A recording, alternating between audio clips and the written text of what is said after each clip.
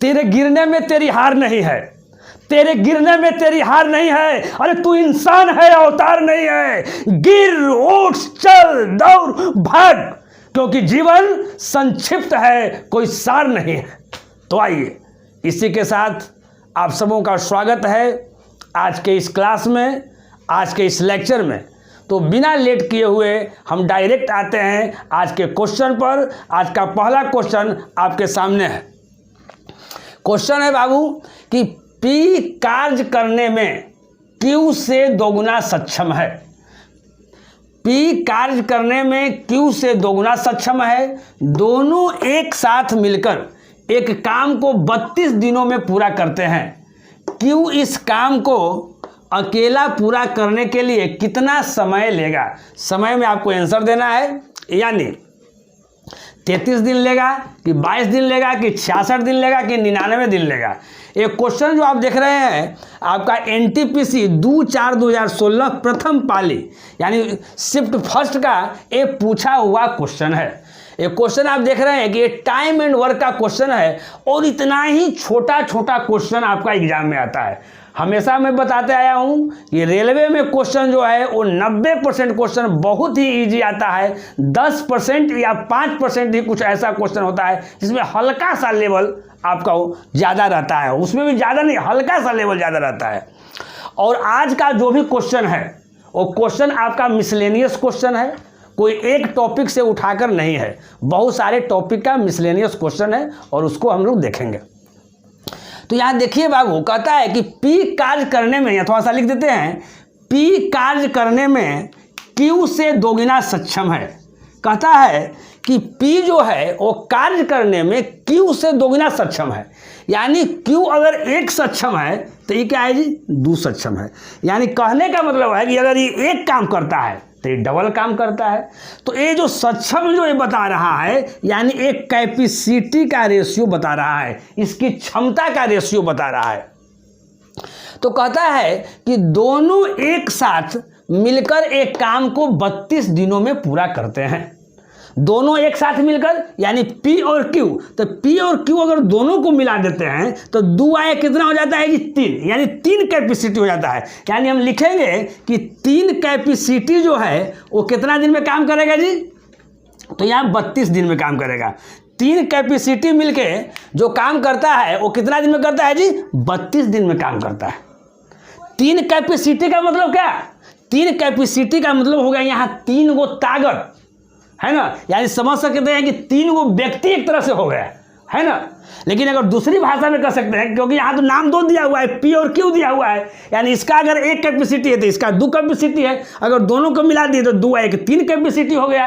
यानी 3 कैपेसिटी यानी 3 गो ताकत मिलके काम कितना दिन में कर रहा है? 32 दिन में कर रहा है। तो 1 कैपेसिटी कितना दिन में करेगा? तो 1 कैपेसिटी कितना दिन में करेगा जी? तो 32 × 3 यानी 66 दिन में करेगा। यानी आपका ऑप्शन क्या हो जाएगा? सी। देखिए यहाँ बहुत सारे लड़के क्या करते हैं, गलती करते हैं। वो क्या करेंगे कि 3 कैपेसिटी 32 दिन में, तो सोचेंगे कि 1 कैपेसिटी कितना दिन में होगा जी? तो सोचेंगे कि 32/3 दिन में होगा। लोग क्या सोचेंगे कि 3 कैपेसिटी अगर 32 दिन में करता है तो 1 कैपेसिटी कितना दिन में करेगा जी? 32/3। तो ये आपका क्या है? गलत है। ये क्या है जी? गलत है। क्यों गलत है? कि 3 कैपेसिटी का मतलब 3 गो ताकत। अब 3 गो ताकत मिल गए, 3 ताकत आपके पास है, तब आप 32 दिन में कर रहे हैं। और 2 ताकत चला गया, अब एक अकेले ही ताकत है, तब समय ज़्यादा दिन में लगेगा ना। तो ज़्यादा दिन में यानी यहाँ क्या करेंगे? गुना करेंगे और लिख देंगे 66 दिन में। ये तो आपको हम समझाने के लिए इतना लिख दिए, लेकिन जो लड़का एकदम एक्सपर्ट रहेगा वो क्या करेगा? वो यहीं से क्वेश्चन पढ़ेगा। देखिए वो कैसे बनाता है इस क्वेश्चन को। पढ़ेगा कैसे? P कार्य करने में Q से दोगुना समय लेता है। दोनों एक साथ मिलकर एक काम को 32 दिनों में पूरा करते हैं। Q इस काम को अकेले पूरा करने के लिए कितना समय लेगा? यानी P का जो कैपेसिटी है Q से दोगुना है, यानी 1 है तो 2 है, तो 2 है कि 3, यानी 3 कैपेसिटी मिलकर 32 दिन, यानी 1 कैपेसिटी मिलकर 32 दिन 66। वो डायरेक्ट लिख देगा कि 66 दिन आंसर होगा। इतना लिखने की आवश्यकता नहीं है। नेक्स्ट क्वेश्चन हम लोग देखेंगे। सेकंड कहता है यदि एक आयत का परिमाप 34 सेंटीमीटर तथा विकर्ण 13 सेंटीमीटर है तो उसका क्षेत्रफल कितना होगा, उसका एरिया निकालना है। आपका ए ऑप्शन है 987 वर्ग सेंटीमीटर, बी है 240 वर्ग सेंटीमीटर, सी है 120 वर्ग सेंटीमीटर और डी है आपका 60 वर्ग सेंटीमीटर। ये आपका NTPC 31/3/2016 शिफ्ट फर्स्ट में पूछा गया क्वेश्चन है। चलिए यहाँ हम लोग देखते हैं, थोड़ा सा ये समझ लीजिए। आयत का मतलब हो गया आपका रेक्टेंगल, जो इंग्लिश मीडियम वाले हैं समझ जाएंगे। परिमाप का मतलब हो गया आपका पेरीमीटर, आपका विकर्ण का मतलब हो गया डायगोनल और क्षेत्रफल का मतलब हो गया क्या जी, आपका एरिया। कहता है यदि एक आयत का परिमाप, यहाँ समझिएगा, कोई आयत आपका दिया हुआ है, कोई क्या दिया हुआ है जी, कोई आयत आपका दिया हुआ है, तो आयत का परिमाप जो है से 34 सेंटीमीटर है, यानी परिमाप आपका 34 सेंटीमीटर है। परिमाप का मतलब हो गया जितना भी भुजा दिया हुआ है ना, किसी भी चीज़ का अगर परिमाप हो, है ना, आयत का हो, वर्ग का हो, किसी भी चीज़ का परिमाप हो, उसका मतलब है त्रिभुज का परिमाप हो, उसका मतलब है कि उसमें जितने साइड होते हैं सब साइड को अगर जोड़ देंगे तो मेरा परिमाप आ जाना चाहिए। अगर मान लेते हैं यहाँ समझ लीजिए थोड़ा सा, ये ए है, ये बी है, ये सी है और ये क्या है जी, डी है। तो परिमाप का मतलब हो गया AD, DC, यहाँ BC, यहाँ AB, सबको जोड़ेंगे तो क्या होना चाहिए हमारा, 34 सेंटीमीटर हो जाना चाहिए। और उसका विकर्ण 13 सेंटीमीटर है, मतलब ये जो आपका विकर्ण जो है डायगोनल है वो आपका क्या है जी, 13 सेंटीमीटर। ये आयत है तो आपका 90 डिग्री का हो जाएगा हर एंगल। तो यहाँ देखिए, ये जैसी 13 है, इसका मतलब है कि ए आपका 12 है या ए आपका क्या है जी, 5 है। जो बच गया है वो 12 और 5 है, क्योंकि यहाँ समझिए 13 तभी यहाँ होगा अगर इस त्रिभुज अगर है, इस समकोण त्रिभुज है, तो समकोण त्रिभुज में आप जानते हैं कि कर्ण जो होता है, हाइपोटेनस जो होता है, वो सबसे बड़ी भुजा होता है ना। और आप लोग जानते हैं, क्या जानते हैं जी, अगर आप लोग जानते हैं कि P² + B² इक्वल टू क्या हो जाएगा आपका H²। कहीं कोई दिक्कत नहीं, यानी 5 के स्क्वायर करेंगे, 12 के स्क्वायर करेंगे तो क्या आ जाना चाहिए, 13 के स्क्वायर मेरा आ जाना चाहिए। आप देख लीजिए 5 × 5 = 25, आप 12 में 12 से गुणा करेंगे तो 144, 144 आप 25 कितना हो जाएगा, 169। यहाँ लिख देते हैं 25 आप + 144 इक्वल टू 13 के स्क्वायर 169। इसको जोड़ेंगे तो 169 इक्वल टू 169। हालांकि इतना हमको नहीं लिखना चाहिए क्योंकि आप लोग टेस्ट कोर्स में है, लेकिन थोड़ा सा हम लिख देते हैं, तो इतना होना चाहिए। तो इसका मतलब है ये 13 है तो 12 और 5 है। तो यहाँ देखिए, इसको हम दो तरह से निकाल सकते हैं। दो तरह से क्या निकाल सकते हैं, यहाँ समझिएगा। इसका क्षेत्रफल निकालना है, इसका मतलब है कि हमको निकालना है क्या जी, किस चीज़ का एरिया, एरिया ABCD का एरिया निकालना है। तो ए एरिया दो पार्ट में बट रहा है, एक एरिया ABC और एक एरिया यहाँ ACD। तो इसको निकाल के हम जोड़ भी सकते हैं। तो अगर इसको निकालेंगे तो इस समकोण त्रिभुज का क्षेत्रफल है, यानी 1/2 गुना आधार गुना ऊंचाई। अगर इसको निकालते हैं तो 1/2 गुना आधार गुना ऊंचाई, यानी 1/2 गुना 12 गुना 5 इसका एरिया। अगर इसका एरिया निकालते हैं तो 2 से 2 कितना हो जाएगा, 12, 6 × 5 कितना 30, इसका एरिया 30, तो इसका 30, तो इसका भी 30, क्योंकि ये 12 है तो ये भी 12 होगा, ये 5 है तो ये भी 5 है। जब ये 12, 5 और 13 है, यहाँ भी 12, 5, 13 है, तो ये हमारा अगर एरिया 30 अगर आया तो ये एरिया क्या आ जाएगा हमारा जी, 30 आ गया। वर्ग सेंटीमीटर में है, यानी सेंटीमीटर स्क्वायर यहाँ है, वो लिखना कोई ज़रूरत नहीं है यहाँ। तो अब यहाँ देखिए, तो अगर ये 30 है तो ये भी मेरा 30 आ जाएगा, इसका भी एरिया निकालेंगे तो क्या आ जाएगा, 30 आ जाएगा। जब पूरा का हम एरिया निकालेंगे तो 30 और 30 क्या हो जाएगा, 60 मेरा जुड़ जाएगा। लेकिन उतना करने की हमको आवश्यकता नहीं है, ये समझाने के ख्याल से हम आपको लिख दिए हैं। इस तरह के क्वेश्चन को हम लोग क्वेश्चन पढ़ेंगे और आराम से बना लेंगे। यहाँ ध्यान दीजिए, हमको उतना करने की क्या आवश्यकता है, उतना करने की हमको कोई आवश्यकता नहीं है। अब यहाँ देखिए मेरे भाई, जब ये अगर ये आयत है तो आयत का क्या हम लोग जानते हैं, है ना, कि आमने सामने की भुजा आयत में क्या होता है, बराबर होता है। जब ये 12 था तो ये 12, ये 5 था तो ये 5 था। तो जब ये आयत है तो आयत का एरिया बराबर क्या फॉर्मूला होता है जी, लंबाई गुना चौड़ाई। यानी क्या हो जाएगा, 12 गुना क्या हो जाएगा 5, लंबाई मेरा 12 है, चौड़ाई कितना है 5 है, तो 12 × 5 क्या हो जाएगा 60 सेंटीमीटर स्क्वायर। यानी ऑप्शन हमारा क्या हो जाएगा, डी हो जाएगा। तो है ना, तो इस तरह के क्वेश्चन को हम यहाँ देखेंगे, इतना लिखने की आवश्यकता नहीं है, हम लोग मन में ही कर लेंगे कि 12 × 5 क्या हो गया, यहाँ 60 हो गया, और हम लोग आंसर मार देंगे। नेक्स्ट क्वेश्चन देखते हैं, थर्ड। कहता है कि 13, 19, 21 और 22 का लघुत्तम समापवर्त यानी एलसीएम ज्ञात करें। इसका 4 गो प्यारा प्यारा ऑप्शन है, 114 बी है 124 सी है 141 114 142 214। ये आपका NTPC 2/4/2016 शिफ्ट फर्स्ट में पूछा गया क्वेश्चन है। बहुत सारा लड़का सोच रहा होगा है ना कि सर ये क्वेश्चन क्यों दिए हैं, इतना इजी क्वेश्चन है ना। तो हम क्यों दिए हैं, इस इजी क्वेश्चन को आप किस नज़रिए से बनाते हैं, इसको हम कैसे सोल्व करते हैं, इसी चीज़ को देखना है ना। टाइम का हम लोग बचत कैसे करेंगे यहाँ देखते हैं। जैसे इस क्वेश्चन को यहाँ लिखा हुआ है 13, यहाँ ध्यान दीजिएगा 19, यहाँ 21, यहाँ क्या है जी 22। बहुत सा लड़का क्या करेगा कि जब एलसीएम निकालने के लिए है तो इसको ऐसे घेरेगा, आराम से एलसीएम अपना निकालेगा, अब बड़ी उसको मज़ा आएगा, एकदम लगेगा कि हम मस्ती में है ना। और जब बन जाएगा तो सोचेगा ये ऑप्शन आपका मिल गया, हमारा सही हो गया है ना। लेकिन अगर उस तरह बनाते हैं तो बहुत टाइम लगेगा। और मेरे दोस्तों, बनाने का ये मतलब नहीं है कि आप कैसे बना रहे हैं, बनाने का मतलब ये है कि आप कितना कम समय में आप बना लेते हैं। सिलेक्शन बनाने पर नहीं होता है, सिलेक्शन आपको कम समय में बनाने पर होता है। तो देखिए इसको हम कैसे सोचते हैं, कैसे बनाते हैं, इसको देखिएगा। अगर 22 को अगर हम लेते हैं तो 22 को अगर हम बांटते हैं तो 11 गुना 2 हम बांट सकते हैं, 11 दूनी 22। अगर 21 को अगर बांटना चाहेंगे तो हम लोग 7 गुना 3 बांट सकते हैं। लेकिन 19 और 13 जो है ये आपका अभाज्य संख्या है ना, इसको आप लोग नहीं बांट सकते हैं, 2 पार्ट में इसको नहीं तोड़ सकते हैं। तो अगर एलसीएम लेने के लिए है तो क्या करेंगे जी, तो यहाँ के देख रहे हैं सब के सब है। अगर हम ऐसे अगर एलसीएम अगर निकालते तो कोई ऐसा 2 इसमें संख्या नहीं है, कोई एक डिजिट से आपको लगता है, तो सबको आपस में हम लोग गुना कर देते हैं। लेकिन यहाँ हम लोग ऐसे नहीं करेंगे। सबसे पहले इसको 2 पार्ट में बांट दिए। अब यहाँ देखिए, इसमें से हम 11 ले लिए, इसमें से हम 11 ले लिए गुना, इसमें से हम 7 ले लिए और इसमें से हम 13 ले लिए। 11 गुना 7 गुना 13। तो अब यहाँ देखिए, तो अब यहाँ से बच गया क्या जी, यहाँ से आपका 19 बच गया, यहाँ से आपका 3 बच गया और यहाँ से आपका 2 बच गया। अब इसको गुना करना है ना। हम बताएंगे कि इसको गुना करने में बिना कलम छुए हुए हम लोग डायरेक्ट गुना करके हम लोग डायरेक्ट ऑप्शन लिखेंगे कि ऑप्शन क्या होगा।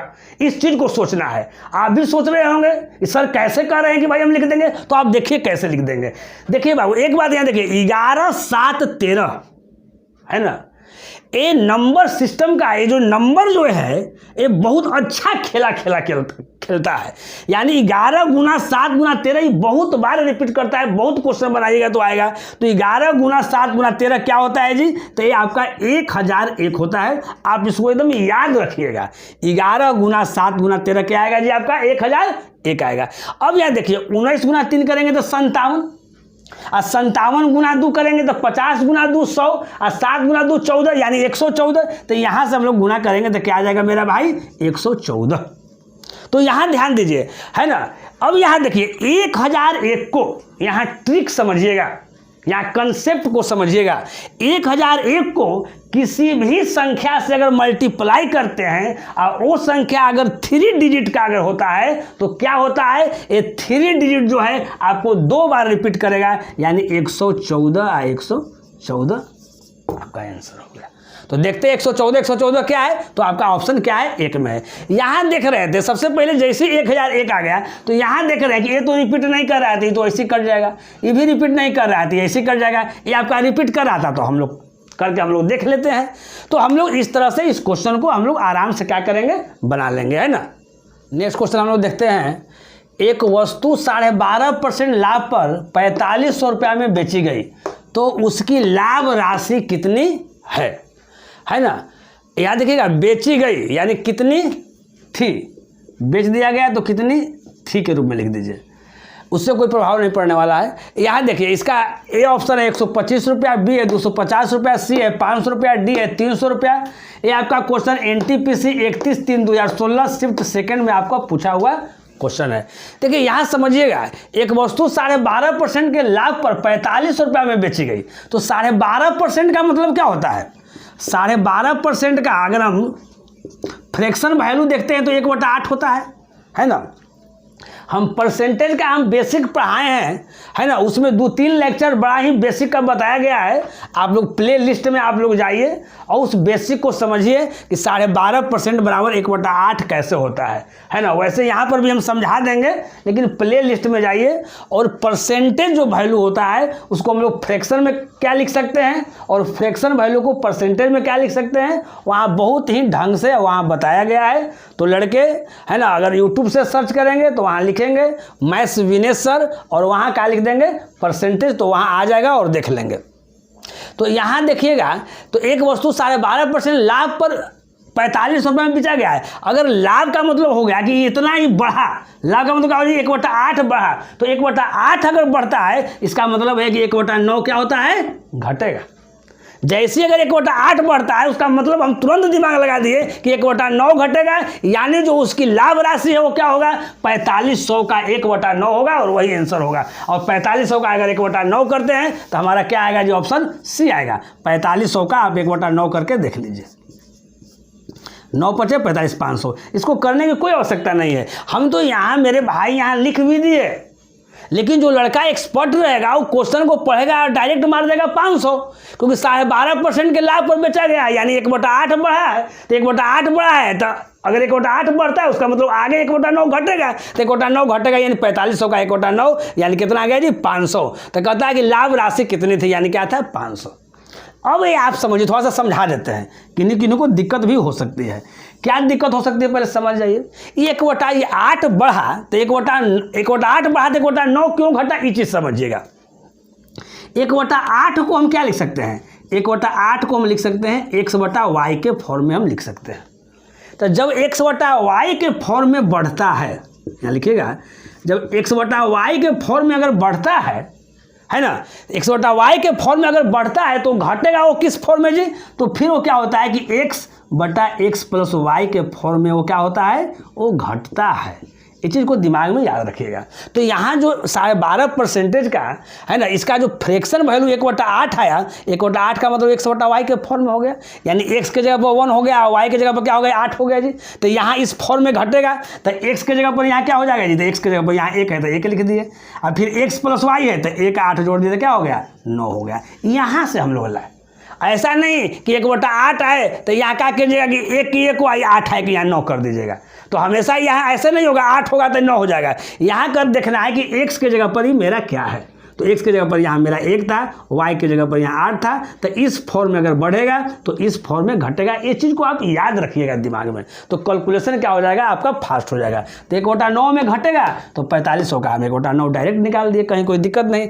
अब 12.5% का मतलब समझिए, यहाँ 12.5% के बराबर हम 1/8 क्यों लिख दिए जी, चीज़ अगर समझना है तो समझ लीजिए। 12.5%, तो 12.5% का मतलब क्या है जी, यहाँ 100 हो जाएगा, दशमलव के बाद 1 अंक है तो यहाँ 1 0 कर दिए, 25 से यहाँ क्या कर दिए, 5 कर दिए, अब 25 चौका 100 है, यहाँ 0 कर दिए, अब 5 से 5 8 क्या होगा, 40, 1/8 आपका 8 आ गया। तो यही यहाँ 1/8 क्या कर दिए, 8 लिख दिए, कहीं कोई दिक्कत आपको नहीं होनी चाहिए। नेक्स्ट क्वेश्चन हम लोग देखते हैं 5, कहता है कि 8 के प्रथम 20 गुणजों का औसत ज्ञात कीजिए, है ना। औसत का मतलब हो गया आपका एवरेज। 4 को प्यारा प्यारा ऑप्शन है आपका, ए है 78, बी है 80, सी है 84, डी है आपका 82। एक क्वेश्चन जो है आपका बाबू NTPC 2/4/2016 शिफ्ट फर्स्ट का पूछा हुआ क्वेश्चन है। अब ये देखिए, 8 के प्रथम 20 गुणज का मतलब पहले समझ लीजिए। इसका मतलब है कि 8 पहले होगा, फिर 8 दूनी 16 होगा, 8 तिहाई 24 होगा, इस तरह से बढ़ते रहेगा। कहाँ तो होगा, 20 गुणज का मतलब क्या है, उसको 20 टाइम गुना करके लिखना है ना। तो 20 टाइम जब गुना करेंगे तो 8 गुना 20 करेंगे तो लास्ट में क्या आ जाएगा जी, 100 आपका 60 आएगा, पहले आपका कुछ होगा यहाँ, है ना। तो कहता है कि इसका औसत ज्ञात कीजिए। तो यहाँ समझिएगा, जब भी आपको एवरेज अगर निकालने के लिए आ जाए और बीच में समान इंटरवल दिया हुआ हो, यहाँ देखिए समान इंटरवल दिया हुआ है, देखिए 8 है, 16 है, 24 है ना, ये समान इंटरवल पर ये जा रहा है। तो अगर उसका अगर औसत निकालना है, बहुत सारा लड़का क्या करेगा, सबको जोड़ेगा, यहाँ 32 लिखेगा, 40 लिखेगा, जो भी लिखेगा यहाँ, और सबको जोड़ेगा और जितना संख्या रहेगा उतना से क्या करेगा, वो भाग करेगा। लेकिन वैसा नहीं करना है। जब देख रहे हैं कि यहाँ समान इंटरवल पर अगर जा रहा है, एक सीरीज बन रहा है, तो आपको क्या करना है कि शुरू वाला और लास्ट वाला 8 + 160 बटा कितना 2, यानी 168 बटा अगर 2 करते हैं तो कितना आता है, 2 8 16, 2 चौका 8। आंसर क्या हो जाएगा जी आपका 84। तो इतना भी लिखने की आवश्यकता नहीं है, हम जैसे समझ रहे हैं कि 8 के प्रथम 20 गुणज है, यानी लास्ट में 8 दूनी 16 160 आएगा। 160 और 8 क्या हो जाएगा जी 168 बटा 2, यानी क्या मेरा आंसर आ जाएगा 84 आ जाएगा। ऐसे बना देना है। नेक्स्ट क्वेश्चन आपका है 6, कहता है कि 3 बक्से जिनमें 10 पेंसिल वाले 25 पॉकेट है, जो है ना 8625 रुपया में बेच दिए गए, यदि लाभ 15% मिला हो तो उनका क्रयमूल्य ज्ञात कीजिए। क्रयमूल्य का मतलब कॉस्ट प्राइस आपको निकालना है। इसका ऑप्शन है आपका 7400, 7500, 7600, 7700, NTPC 31/3/2016 का पूछा हुआ क्वेश्चन है। ठीक है, क्वेश्चन बहुत ही इजी है, लेकिन हमारा देने का मकसद क्या है पहले समझिएगा। हम सिंप्लीफिकेशन यहाँ पर कैसे करेंगे इस तरह के क्वेश्चन में कि हम लोग का समय बचत करेगा, है ना। तो यहाँ ध्यान दीजिए, सबसे पहले यहाँ ध्यान दीजिए, 3 बक्से जिनमें 10 पेंसिल वाले 25 पैकेट है, ये कुछ भी रहता है इससे कोई मतलब नहीं है। इतना से हमको कोई लेना देना इस क्वेश्चन से मेरा नहीं है। ये रहे या नहीं रहे या इसके जगह पर कोई दूसरा चीज़ रहता है उससे भी कोई प्रभाव नहीं पड़ता। आगे कहता है कि जो इतना रुपया में बेच दिए गए, यानी ये आपका सेलिंग प्राइस हुआ। तो कहता है कि यदि लाभ अगर 15% मिला हो तो वस्तु का क्रयमूल्य ज्ञात कीजिए। तो मान लेते हैं वस्तु का जो क्रयमूल्य है, जो CP मान लेते हैं कि 1 है जी, 15% लाभ है, यानी 115 बटा क्या 100। जैसे अगर 115 बटा 100 कर दिए, इसका मतलब ये आपका हो गया विक्रय मूल्य, SP आपका हो गया। तो यहाँ SP ए हो गया और यहाँ आपका SP क्या दिया हुआ है आपका 8625। तो हमको निकालना है क्रय मूल्य, यानी x का वैल्यू निकालना है। तो अगर मैथड से करते हैं तो यहाँ x बराबर क्या लिखेंगे, इतना गुना इतना, अब बटा 115। जब 115 बटा में जाएगा तो फिर काटने कूटने में आपको समझ लगेगा। तो नहीं, यहाँ पर हम लोग क्या करेंगे कि डिजिट सम मेथड का हम लोग यूज करेंगे और पलक झपकते इसका हम लोग और आंसर देंगे। क्या आंसर देंगे यहाँ समझिए।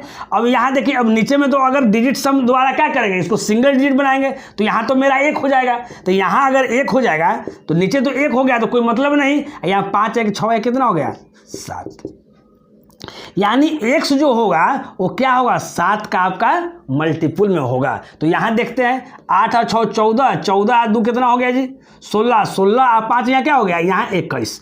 तो अगर इधर 21 है, इसका मतलब इधर भी क्या होना चाहिए आपका 21 ही होना चाहिए। नहीं तो क्योंकि आप बराबर है ना जी, तो x की जगह पर हम क्या लेंगे, तो x की जगह पर हम क्या ले लेंगे 3 ले लेंगे। इसका मतलब है कि x के जगह पर वही ऑप्शन होगा जिसका डिजिट सम क्या होगा जी आपका 3 होगा। तो इसका हम लोग डिजिट सम देखते हैं, तो 7 और 4 क्या होगा 11, यानी 1 का 1 2, तो ए वाला ऑप्शन हमारा नहीं होगा। जब यहाँ देख रहे हैं कि यहाँ 74 है, यहाँ 75 है, यहाँ 76 है, यहाँ 77 है, इसका मतलब कि एक बढ़ते जा रहा है। तो यहाँ अगर जैसे 2 है, इसका मतलब इसमें आपको 3 हो जाएगा, तो यही हमारा ऑप्शन हो जाएगा। इसमें देखिएगा, इसमें 4 आपका होगा तो ये आपका नहीं होगा, इसमें आपका 5 होगा जो आपका नहीं होगा। आप देख लीजिए 7 और 5 12, 2 1 3 यहाँ हो गया, 7 6 13, 3 1 यहाँ 4 हो गया, 7 7 14 यहाँ पर 5 हो गया। तो हम लोग आंसर यहाँ क्या हो जाएगा 3 वाला, यानी आपका ऑप्शन क्या हो जाएगा बी, यानी इस क्वेश्चन का करेक्ट ऑप्शन आपका हो गया बी।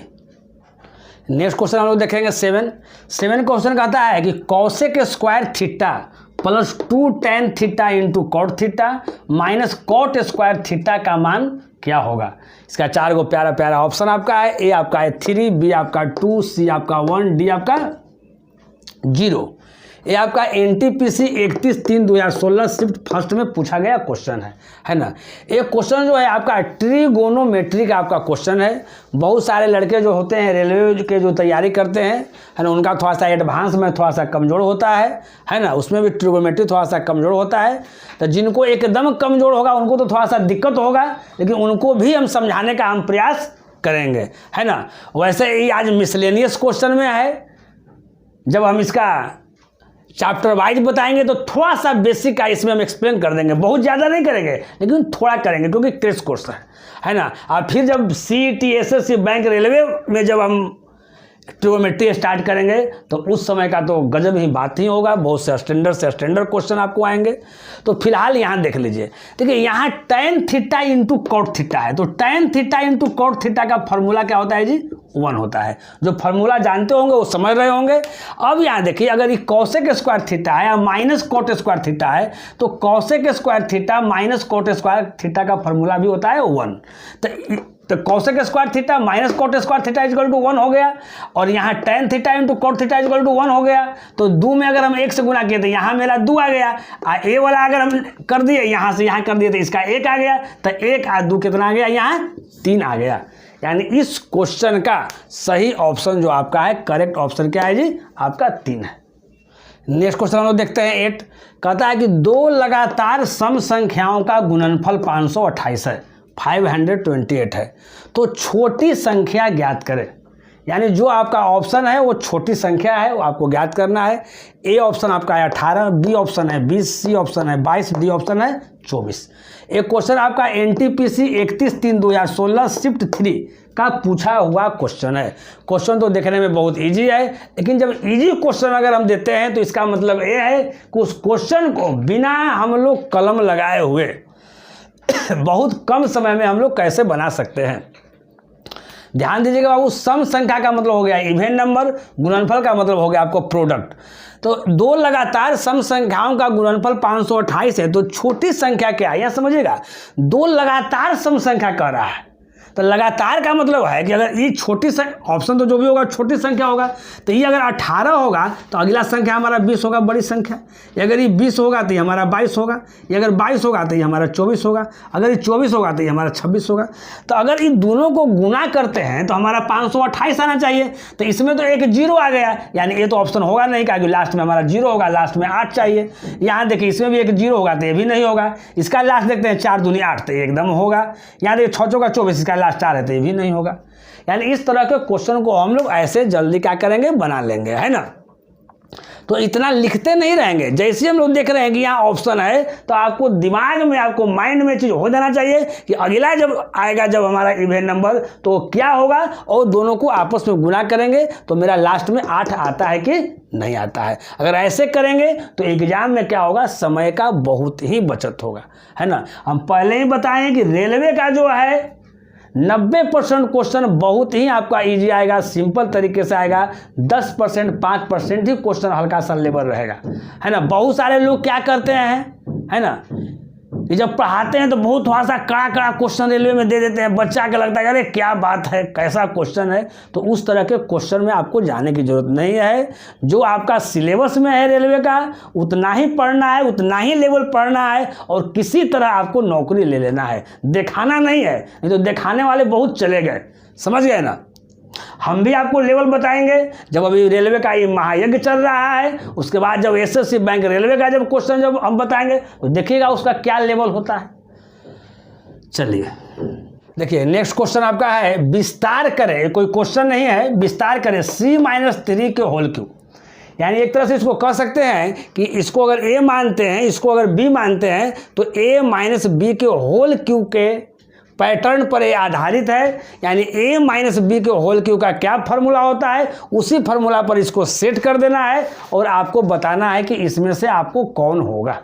एक क्वेश्चन आपका NTPC 30/3/2016 शिफ्ट 2 में आपका पूछा हुआ क्वेश्चन है। अगर मान लेते, बहुत सारे बच्चे कहते हैं कि सर अगर फार्मूला सर भुला जाएंगे तो सर हम क्या करेंगे भाई। तो फार्मूला अगर भुला भी जाएंगे तो कुछ करने की आवश्यकता नहीं है, पहले समझ लीजिए। जब ये A-B के अगर होल के ऊपर अगर आधारित अगर रहेगा तो उसको हम लोग कैसे समझेंगे, यहाँ बता देते हैं। सबसे पहले समझना है कि जो आपका जो ऑप्शन होगा वो क्या होगा, प्लस माइनस के फॉर्म में होना चाहिए। यानी पहले जो होगा वो प्लस में होगा, बाद वाला माइनस में होगा, फिर प्लस में होगा, फिर माइनस में होगा। यानी कहने का मतलब है प्लस माइनस के फॉर्म में होना चाहिए। तो देखते हैं शुरू वाला सब है तो ये केवल सब प्लस के फॉर्म में है, यानी ए ऑप्शन आपका, पहला ऑप्शन आपका नहीं होगा। ये देखते हैं प्लस माइनस यानी बिल्कुल ही होगा। आगे देखते हैं प्लस माइनस माइनस माइनस ए भी आपका नहीं होगा। आगे हम देखते हैं तो प्लस माइनस माइनस माइनस ए भी नहीं होगा, यानी कहानी खत्म। तो किसी को कुछ भी नहीं याद है, केवल इतना अगर याद रहेगा कि अगर ए माइनस बी के होल क्यूब पर अगर आधारित रहेगा तो हम लोग क्या करेंगे जी, प्लस माइनस सिंबल लिखेंगे, जिसमें रहेगा उसमें हम लोग आंसर मार देंगे। नेक्स्ट क्वेश्चन हम लोग देखते हैं 10। कहता है कि एल और एम कोई दो व्यक्ति हैं। एल और एम एक काम को क्रमशः 30 और 90 दिनों में पूरा कर सकते हैं। यदि ए एक साथ मिलकर काम करते हैं तो कितने दिनों में उस काम को पूरा करेंगे? आपका ए है 60 दिन, बी है 45 दिन, सी है 70 दिन और डी है 22.1/2 दिन। ये आपका NTPC 2016 शिफ्ट फर्स्ट का पूछा गया क्वेश्चन है। यहाँ ध्यान दीजिए बाबू, कहता है क्वेश्चन कहता है अगर एल अगर अकेले करता है तो 30 दिन में करता है ना। अगर एम अगर अकेले करता है तो वो भी 90 दिन में करता है। यानी कहने का मतलब है कि एल जो है से पहले कर लेगा, अकेले करेगा तो ये 30 दिन में करता है, आई 90 दिन में करता है। तो कहता है कि दोनों मिलकर उस काम को कितने दिनों में करेंगे। इस तरह के क्वेश्चन को बनाना, कलम छूना बहुत बड़ा अपराध होगा। और जो लड़का इस तरह के क्वेश्चन को बनाएगा और सोल्व करेगा तो आज ही वो समझ ले कि उसको नौकरी नहीं होने वाला है, सिलेक्शन नहीं होने वाला है। तो इसलिए अपने सोच को, अपने थॉट को आप डेवलप कीजिए कि कैसे बिना कलम छुए इस तरह के क्वेश्चन को बन सकता है। तो यहाँ ध्यान दीजिए, एल जब अकेले 30 दिन में करता है और एम 90 दिन में करता है तो दोनों मिलेगा तो कितना दिन में करेगा जी? तो ए तो निश्चित है कि 30 दिन से कम में करेगा, क्योंकि जब एल अकेले ही 30 दिन में कर देता है और इसमें एम को भी मिला रहा है और दोनों मिलकर कितना दिन में करेगा। तो अगर मान लेते हैं कि वो लोथो रहेगा तो क्या होगा, 30 दिन से क्या होगा, आपको कम समय लेगा ना, क्योंकि एल अकेले 30 दिन में कर रहा है और एम अकेले 90 दिन में कर रहा है। तो दोनों अगर मान लेते हैं कि अगर मिल जाएगा है ना, तो कुछ तो कमाई जरूर करेगा। यानी निश्चित है कि 30 दिन से कम समय में करेगा। तो ऑप्शन 30 दिन से कम में किस में है? तो देखते हैं कि केवल इसी में है, न ए में है, न ए में है, न ए में है। यानी 30 दिन से कम ऑप्शन जो मेरा है केवल ऑप्शन डी में है। यानी इस तरह के क्वेश्चन को नहीं बनाना है, ऐसे ही बना देना है। चलिए नेक्स्ट क्वेश्चन हम लोग देखते हैं 11। कहता है कि यदि x393 जो है वह 11 से विभाजित होता है तो सबसे छोटी प्राकृतिक संख्या x का मान ज्ञात कीजिए। प्राकृतिक मतलब नेचुरल नंबर। इसका 4 को प्यारा प्यारा आपका ऑप्शन दिया हुआ है। आपका ए है 5, बी है 6, सी है 7 और डी क्या है जी 8। एक क्वेश्चन आपका NTPC 2016 में पूछा गया आपका क्वेश्चन है ना। आज देख रहे हैं कि आज जितना भी क्वेश्चन आपको बताया गया है सब के सब NTPC 2016 में पूछा हुआ क्वेश्चन। यानी हर क्वेश्चन आपको लेटेस्ट बताया गया है। और क्वेश्चन का जो अगर आप स्टैंडर्ड कहते हैं जो भी है, तो मिला जुला के आपका जो एग्ज़ाम में आएगा आपको इसी तरह के क्वेश्चन में आएगा। किसी के आपको बहकावे में नहीं आना है, आपको इस तरह से आपको प्रैक्टिस करते रहना है। आपको चैप्टर वाइज और मिसलेनियस सब तरह का हम प्रैक्टिस करवाते रहेंगे। और लास्ट में जो है जितना सारा टॉपिक है सब टॉपिक का एक क्वेश्चन मिसलेनियस करके आपको बताया जाएगा। तो अगर आज का अगर पढ़ाई और अगर पसंद पड़ा होगा तो कृपया क्या कर दें, तुरंत लाइक कर दें। और जो लड़के पहली बार अगर इस वीडियो को देख रहे हैं तो चैनल को क्या कर दें, सब्सक्राइब कर दें। और अधिक से अधिक हो सके तो इसको आप लोग शेयर करें।